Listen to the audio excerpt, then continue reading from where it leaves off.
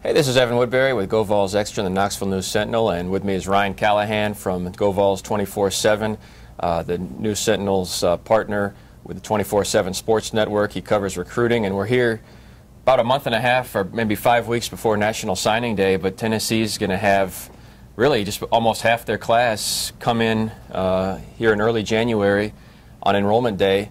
It's kind of a different way of doing things to have this volume of players come in this early, but Tennessee's gunning for about 14 guys to come in and be ready to go through spring practice. And like you said, a little unusual, kind of more of a modern trend that you've seen in recruiting. You know, a lot of classes in recent memory, you've seen Tennessee with maybe 5, 6, 8 at most early enrollees. To have 14 is really unusual, but the numbers kind of allowed Tennessee to play it that way, and they brought in some guys who they think can really help this team this spring. And obviously being on campus in the spring gives you a chance to maybe make a bigger impact as a freshman or as a first-year player, in some cases with junior college guys. So it's big for this team to get 14 guys and to, in several cases, get some really big impact players that'll be on campus this month. Yeah, they can go through the strength training, they can get enrolled in classes early, so when August, summer rolls around, you know, they have some experience under the belt. And with that in mind, you know, who do you think are some of the guys, maybe 1 or 2 guys that are most poised to take advantage of that kind of opportunity and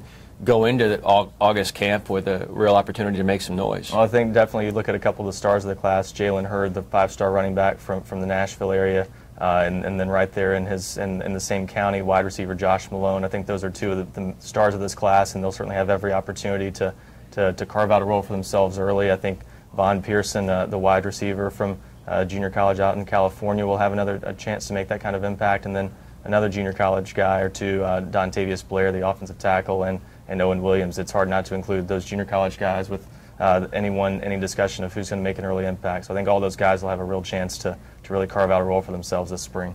And really any position of need where there's a new guy coming in could be a position to watch. I think this could be a really interesting spring for the wide receivers because there's so many new guys coming in.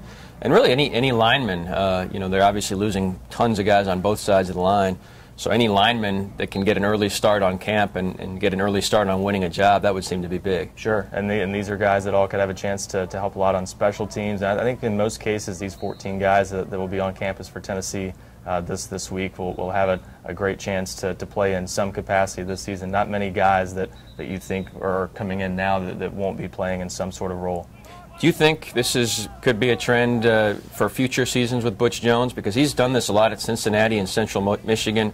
I mean, Enrollment Day is almost as big a day as National Signing Day in some respects, you know, when there is the opportunity to bring some guys in early. Yeah, and it always depends on how many players from the previous season, how many seniors on the previous year's team graduate in December, which is a key. And I think he kind of touched on that in a recent press conference, talking about the importance of players graduating and kind of shooting for players to graduate in 3.5 years. So when possible, I think he's going to take advantage of that, and as players are willing to enroll early and give up their final semester of high school, bring in guys to be able to play right away.